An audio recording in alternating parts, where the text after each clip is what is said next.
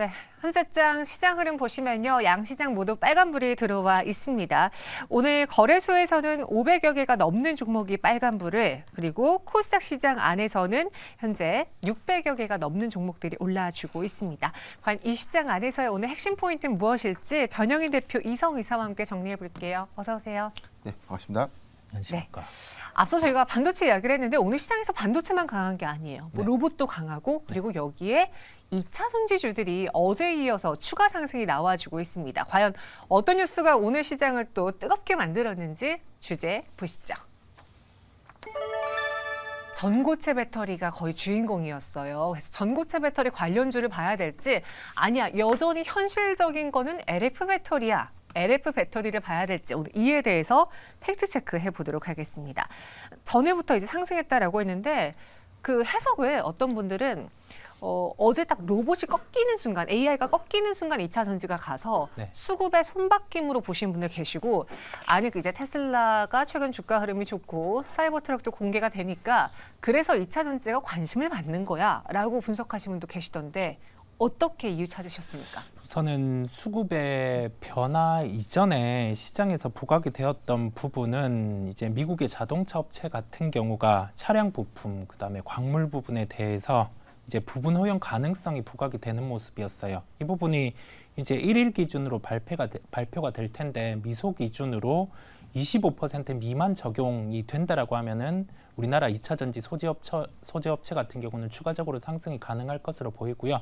이 부분이 다뤄지면서 이제 최근의 시장 행태를 보면 종목들 같은 경우가 모멘텀이 부재한데 기술적인 반등으로 한 이틀 정도 오르면은 좀 조정이 나오는 경향이 있었습니다. 그게 어제 장 후반에 대입이 되면서 수급 변화까지 함께 나타났고 2차 전지 쪽으로 수급이 유입되는 모습을 우리가 확인을 할 수 있었습니다.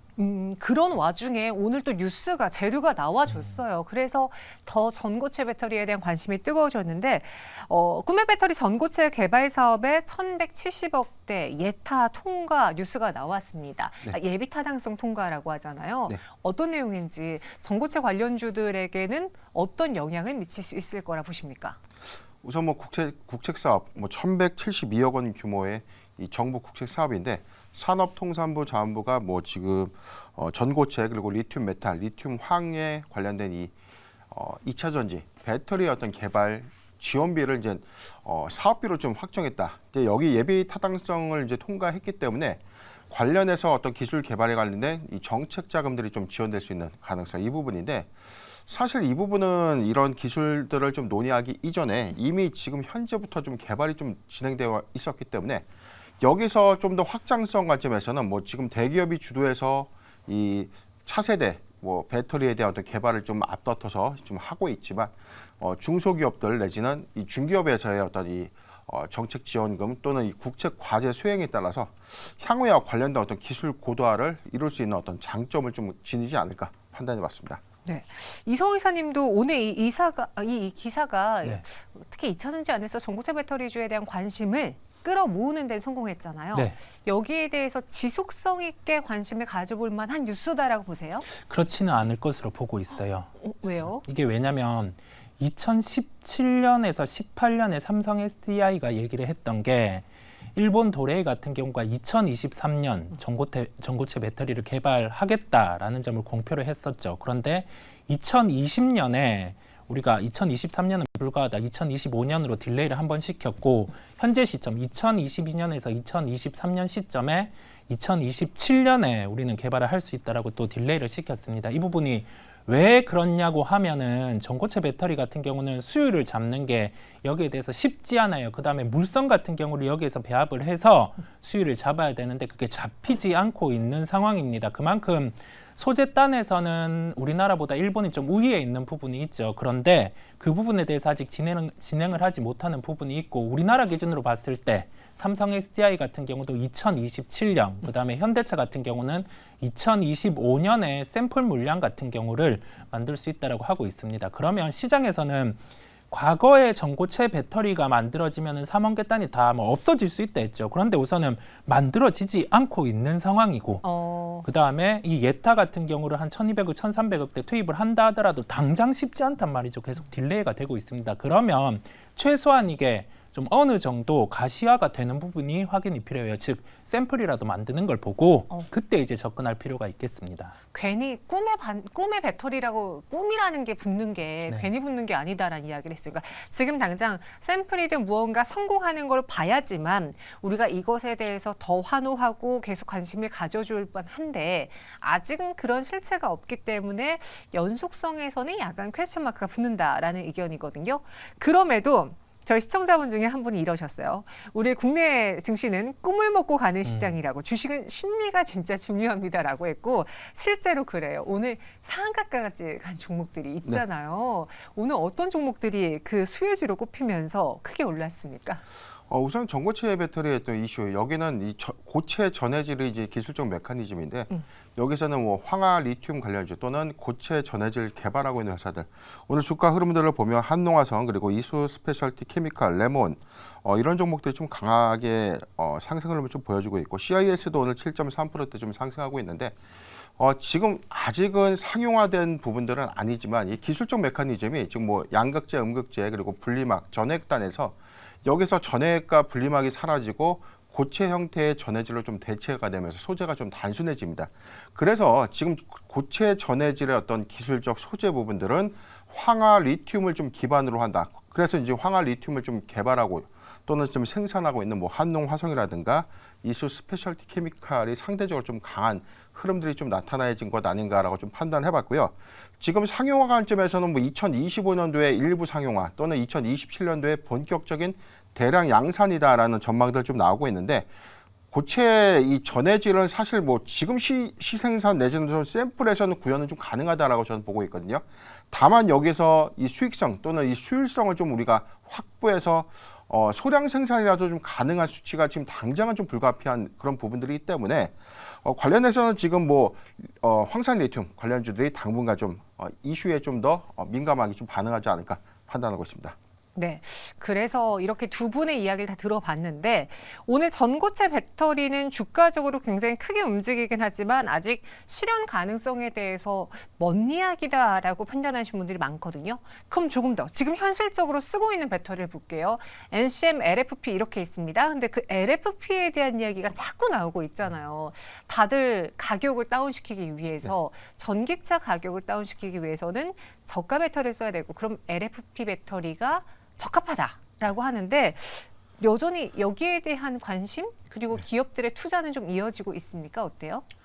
저는 이제 두 가지로 봐요. 지금 뭐 삼원계 배터리냐 이제 LFP냐 이 차이가 좀 있는데 이게 지역에 따른 어떤 특성들이 있죠. 이게 열대 지방이냐 한파 지방이냐에 따른 좀 차이점도 있고 일단 배터리의 어떤 이 단점이라고 하면 이 화재 위험, 즉 폭발성과 한파의 이 굉장히 좀 이 에너지 효율이 좀 떨어진다 이런 부분들을 좀 극복하기 위해서 뭐 에너지 밀도를 좀 높이는 소재의 어떤 개발들 이런 부분들을 가셔되고 있는데 일단 LFP가 대안으로 좀 작용한 부분은 완성차 업체 시장에서 뭐 전기차 시장을 좀 공략할 때 중소형, 중저가 모델에서는 상당히 지금 삼원계 배터리의 어떤 이 고원가 부분이 상당히 좀 부담으로 좀 작용을 한 것이죠. 그렇기 때문에 저렴한 배터리를 양산하고 이를 탑재함으로써 이 시장의 어떤 경쟁성을 좀 확보할 수 있는 완성차 업체에서의 어떤 니즈 이 부분인데 지금 우리나라가 지금 삼원계 배터리를 지속적으로 배터리 셀 3사가 좀 이 양산해 오는 과정에서 지금 중국의 어떤 사례가 좀 있었지 않습니까? 중국 시장 안에서는 지금 LFP 배터리의 어떤 탑재로 인해서 지금 저가형 전기차의 보급이 좀 빠르게 좀 진행되고 있다는 점. 이런 부분들이 유럽 시장에서도 점점 이 시장의 어떤 공략성들이 좀 더 커지다 보니까 이 수요가 지속적으로 좀 증가될 것이다. 그래서 좀 단기적으로는 LFP에 대한 어떤 탑재 가능성들이 좀 더 커진다. 이 부분은 좀 동의는 하지만 장기적 관점에서는 이 기술력의 한계는 분명 있다고 봐요. 왜냐하면 지금 이 저렴한 배터리의 이 단점은 이 효율이 좀 떨어진다. 주행거리가 굉장히 좀 늘어날 수 없는 기술적인 한계를 좀 극복하기 위해서는 배터리의 고도화된 기술력이 수반되어야 되고 이 부분을 우리가 좀 꿈의 배터리라고 불리는 전고체에 좀 기대하는 이유가 이런 주행거리를 크게 개선시키고 이에 따른 뭐 효율성 내지는 뭐 경쟁성을 좀 더 강화할 수 있는 부분인데 아직 양산 이전에서는 뭐 이 저가형 배터리의 어떤 이 공급 이 부분들은 앞으로는 산업에서 뭐 전기차에만 들어간다 뿐이 아니라 여기서는 조금 더 저렴한 라인업의 공급될 수 있는 어떤 가능성들 좀 커지겠지만 앞으로는 그래도 3원 개 배터리가 좀 주류를 이루지 않을까 전망이 맞습니다. 간단하게 이성우 이사님도 어떻게 생각하시는지 저희가 오늘은 LFP랑 전고체의 대결을 붙였는데 둘 중에서 좀 더 매력적인 게 있어 보이는지 혹은 여기에 NCM이 들어가주길 3원계가 들어가길 바라셨는지요? 3원계가 압도적으로 우위입니다. 지금 배터리에서는요? 네, 압도적으로 우위고요. LFP는 우리가 쉽게 얘기를 하면 스마트폰 얘기를 해볼게요. 저가형 모델에 들어갈 수 있는 구조입니다. 비용 때문에. 그 정도로 우선 보시면 될 것 같아요. 그래서 3원계가 지금은 압도적이다라고 했어요. 그럼 네. 두 분은 과연 LFP와 전고체 배터리 그 안에서 어느 쪽에 손을 들어주셨을까요? 탑픽 종목으로 정리해드리겠습니다. 변영인 대표님은 전고체 배터리를 선택을 했고요. 이성우 이사님은 LFP를 탑3로 선택을 했어요. 이성우 이사님, 네. LNF, CIS, 캠트로스 이렇게 선택을 했는데 네. 그중에서 탑픽인 LNF가 어제장에 좀 눈에 띄는 급등을 보여줬잖아요. 이것과 LFP를 연결지어서 봐도 괜찮을까요? 일부분을 연결을 지었습니다. 대구에 2조 5천억 원 투자에 대해서 당연히 중심은 양극재 부분인데 여기에 더해져서 LFP 부분과 음극재 부분을 투자한다고 공표를 했습니다. 이 부분은 LNF에서 하나의 밸류 체인만 이렇게 강조가 되다 보니 시장에서 할인을 받아오던 요소 같은 경우를 해소할 수 있는 부분이고 이 부분은 어제 시장에 나온 게 아니었어요. 전날 시장에 나왔는데 여기에서 시장이 어제 2차 전지 쪽이 오르다 보니까 함께 반응을 한 것으로 보입니다. 포트폴리오의 다각화 측면과 함께 우리가 양극재 업체를 통으로 한번 보면 밸류 매력단에서는 우리가 코스모 신소재라든지 이런 기업들을 비교를 해봤을 때 시가총액 기준으로 봐서도 6조 3천억 원은 싼 구간입니다. 그렇다 보니 이제 수급이 2차 전지로 쏠릴 때 같은 경우는 탑픽은 따로 있기는 하죠. 양극재 업체 중에 탑픽은 있는데 여기에서 밸류 매력이 부각되는 기업 같은 경우도 함께 상승할 수 있다는 점을 포인트로 말씀을 드립니다. 네, 그래서 LNF를 또 연결지어서 어제 대구 공장 이야기가 나오면서 크게 올랐는데 추가적으로 상승이 가능할 것 같다 이야기했습니다. 오늘도 장중 8% 넘게 올랐던 LNF 현재 동시효과 구간에서는 5.51% 상승 마감 준비하고 있거든요. 아직 갈 길이 먼 LNF인데요. 이 종목에 대한 전략은 어떻게 세워볼까요? 좀 중기로 볼까요? 우선은 저는 매수가는 한 17만 4천 원 정도 여기에서 높게 사진 않겠다? 네, 기술적 조정이 나왔을 때 그 정도로 우선은 보고요. 목표가는 1차가 19만 원이고요. 아까 말씀드린 요인들 다른 양극재 업체라든지 이쪽의 밸류와 비교를 했을 때는 한 50% 정도의 상승 여력도 열어두려고 합니다. 그 부분은 2차 전지 쪽이 이제 리튬 가격을 확인하는 단계에서 충분히 이 정도의 업사이드는 있을 것으로 보이고요. 손절가는 12만 5천 원입니다. 이 가격을 손절 가격으로 제시를 한다는 건 지금 주가에서는 이제 하방 경직성이 나타나고 저점은 잡았다고 보이기 때문에 이 정도 손절가를 제시를 해드리는 거고요. 큰 의미 없는 손절가라고 보시면 되겠습니다. 저희 진호김님이 오늘 저녁에 테슬라가 올라가면 LNF 또 가겠죠라고 했는데 사실 LNF가 예전에는 이제 테슬라 영향 가장 많이 받았잖아요. 근데 요즘 테슬라가 자꾸 LFP 배터리를 좀 여기서는 LNF 걸 안 써다 보니까 좀 문제가 됐는데 같이 좀 연동하는 모습 보여줄까요? 미국 주식과 우리나라 주식에 상관관계가 있는 종목들이 있는데 2차 전지 중에서는 테슬라 같은 경우가 주가가 오르면 보통 이제 LNF 같은 경우가 함께 반응을 합니다. 그렇다 보니까 이 부분을 연결해서 테슬라 외에도 미국 기업과 우리나라 기업의 상관관계가 높은 종목들을 매칭해서 플레이하는 것도 투자에 도움이 되실 겁니다. 참 오늘장 요상하네요. 지금 동시효과 구간에서 갑자기 또 2차 전지에 매수가 막 몰리면서 코스닥이 1.31% 상승 마감을 준비하고 있습니다. 그리고 LNF 역시도 막판에 지금 동시효과 구간에서 매수가 좀 쌓이고 있고요. 이런 상황에서 또 전고체 배터리 탑픽으로는 셋업체인 삼성 SDI를 선택을 했습니다. 오늘 이수 스페셜티 케미칼 CIS도 각광을 받았는데 탑픽으로 무거운 삼성 SDI를 주신 이유는요?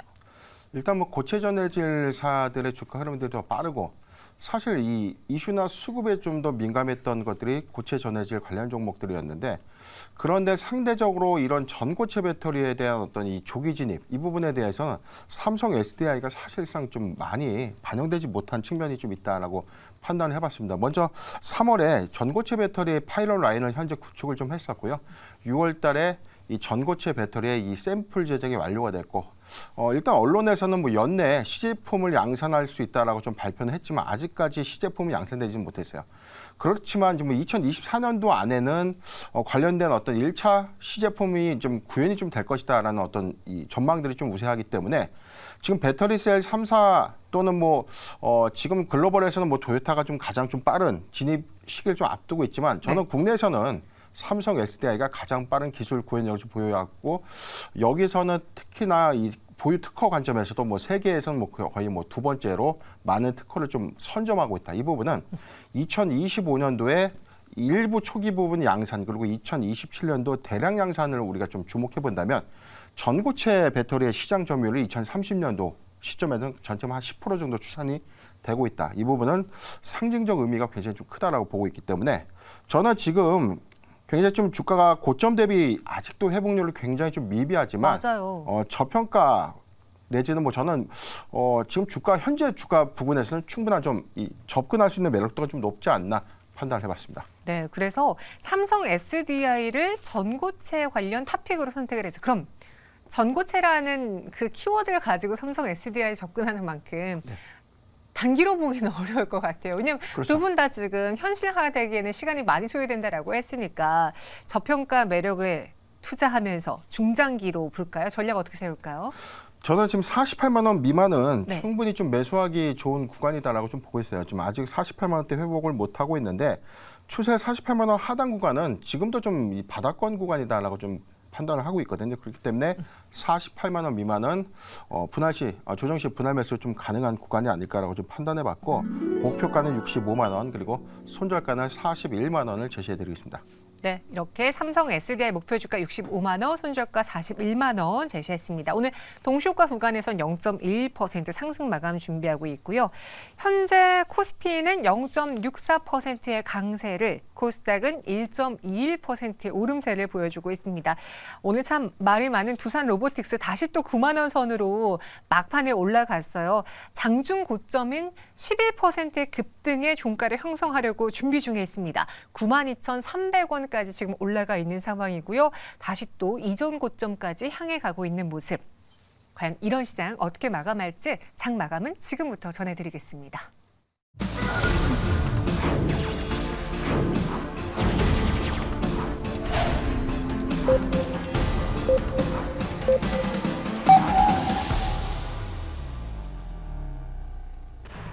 (11월 30일) 우리 증시 장을 마쳤습니다. 성장주의 강세가 계속 지속되고 있네요.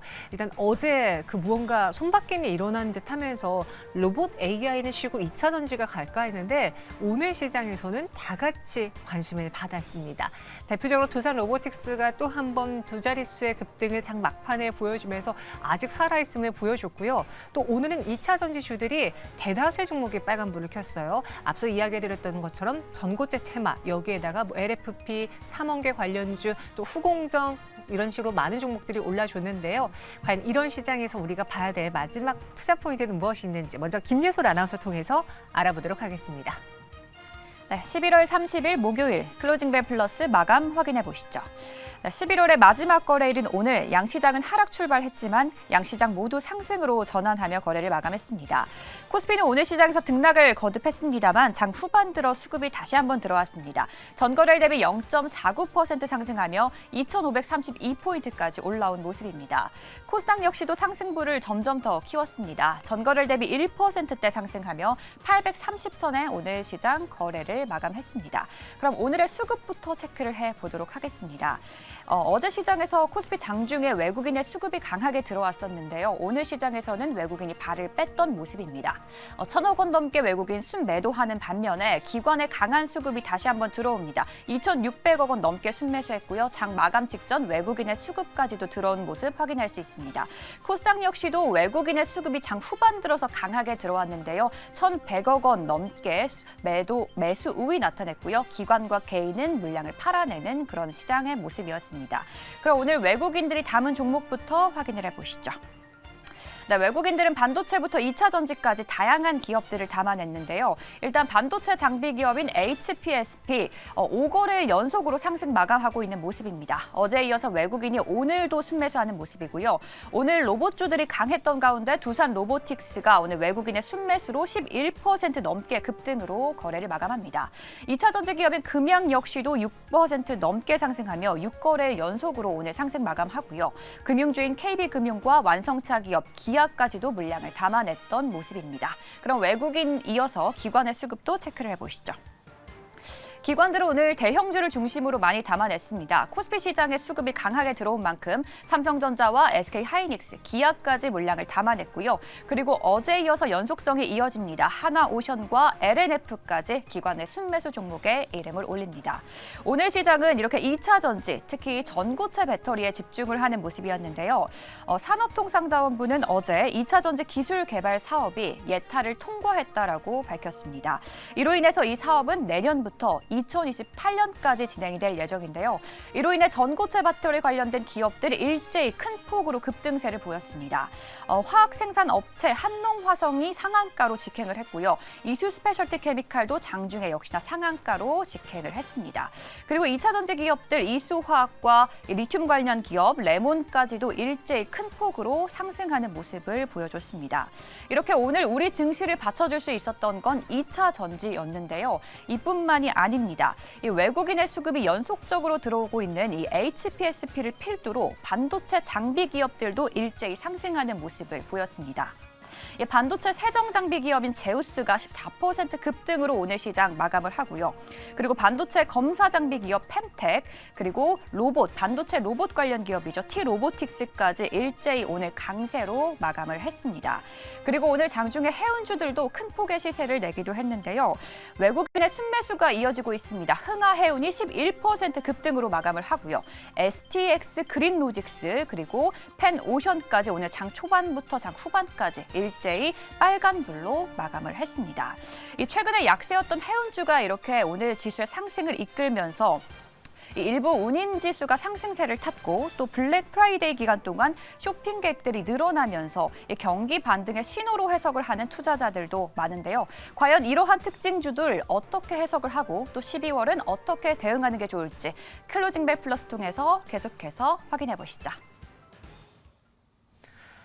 네, 오늘도 시장은 상승으로 마감을 했습니다. 일단 코스닥이 1%의 오름세로 막판에 또 매수가 들어와 줬는데요. 이성우 이사님, 네.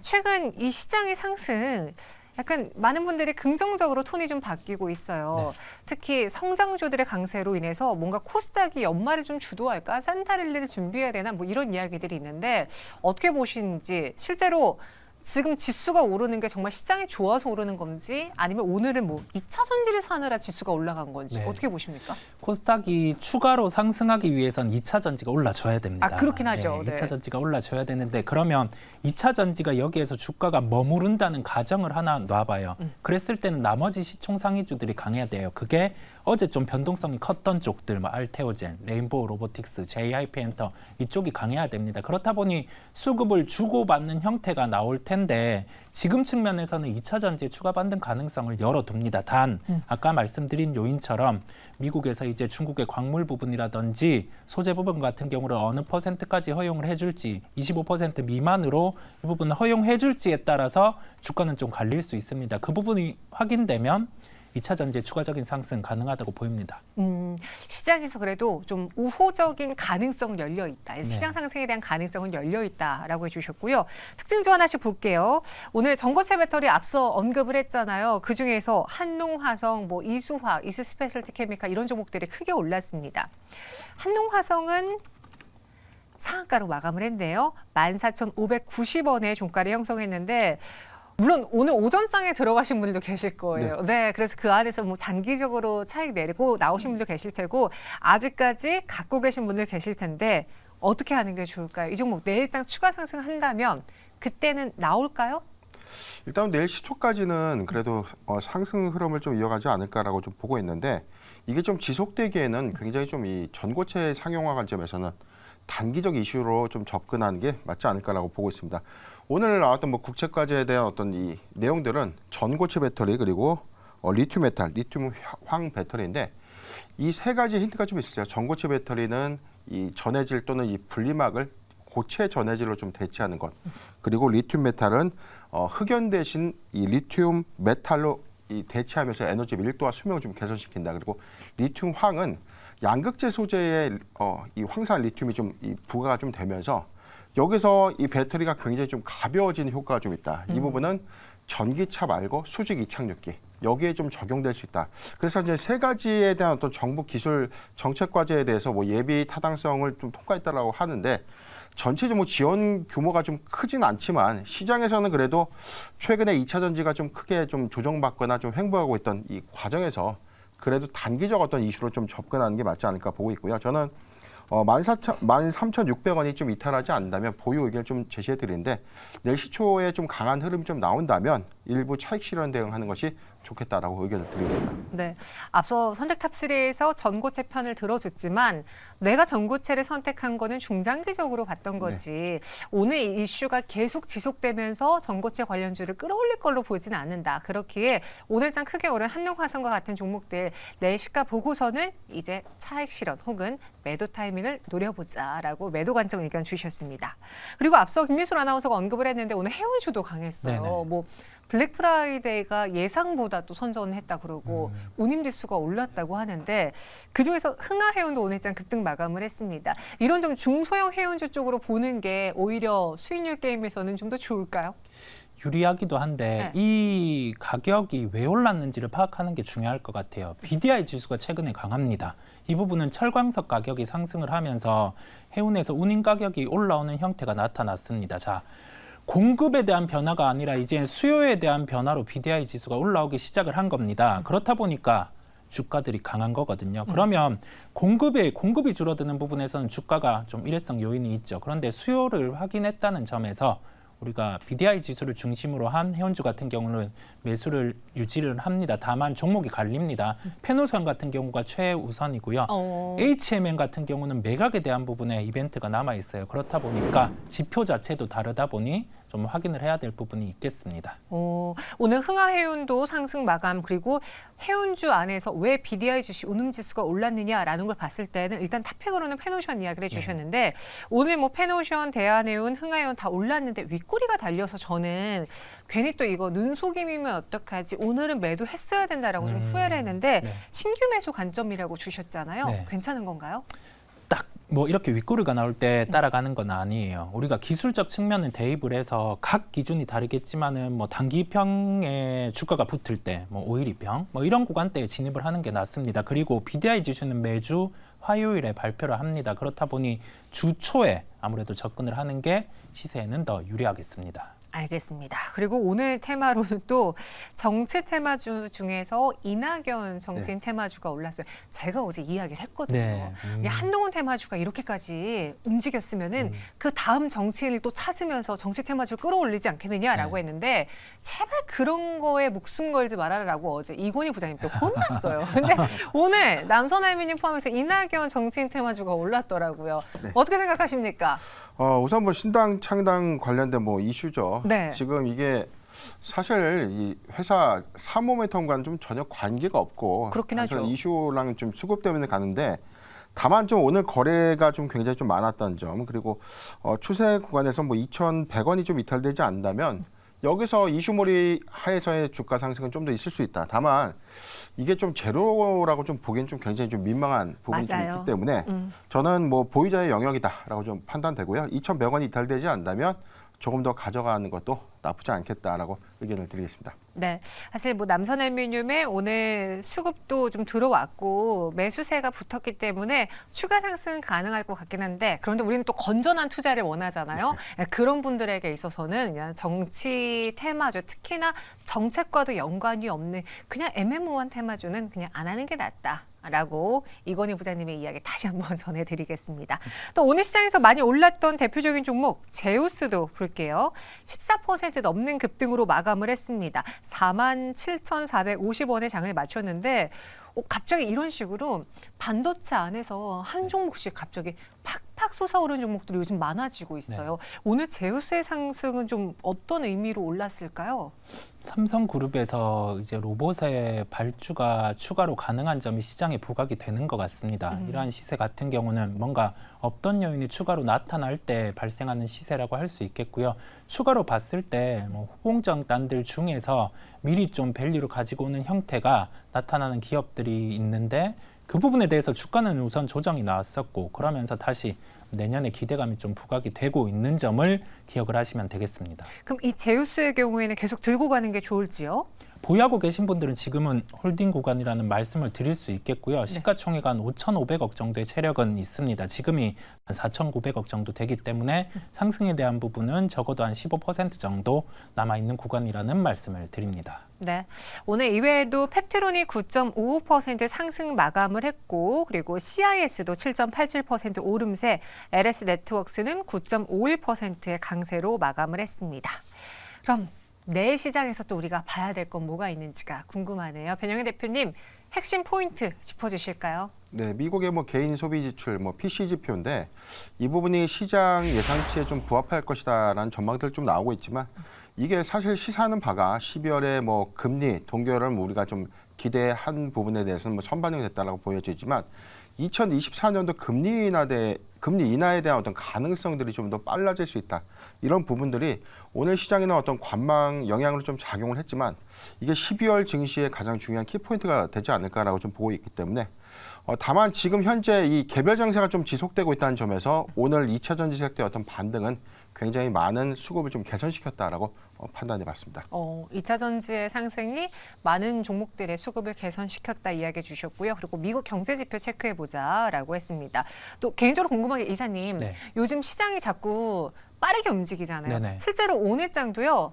어제 올랐던 뭐 옥션 관련주 네네. 그리고 STO 코인 관련주 다 하락했어요. 네네. 그럼 오늘 시장에 올랐던 것도 내일장 하락을 염두하고 우리가 좀 빠르게 대응을 해야 되는 건지 아니면 그런 장에 일일비하지 말고 그냥 추세를 봐야 되는 건지 이사님 내일장 어떻게 전략 세워볼까요? 모멘텀과 실적으로 확실히 갈립니다. 우리가 재료가 있는 쪽은 당장 이게 발생하는 게 아니기 때문에 한 이틀 정도 시세를 나타내고는 조정이 나오는 경우가 많습니다. 이 부분은 모멘텀에 기대어 보시면 되겠고요. 실적 기반의 종목들 같은 경우는 추세를 형성하는 경우가 많습니다. 그런 종목들은 좀 긴 시간으로 보시면 됩니다. 그럼 내일 시장은 순환매. 네, 순환매가 지속되지만 네. 이게 그래도 시장은 하락보다는 상승이 유리한 시장이 포인트겠습니다. 순환매가 지속될 것 같다. 그리고 하락보다도 상승의 시그널이 지금은 네. 강하다. 물론 이러고 갑자기 시장이 바뀔 수도 있긴 하지만 현재까지의 스코어는 그렇습니다. 오늘 두 분과 함께 오늘 장 정리해봤고요. 조금 더 자세한 종목 이야기는 잠시 후 MBN골드 정석일 매니저와 이어가도록 하겠습니다. 두 분 말씀 고맙습니다. 네.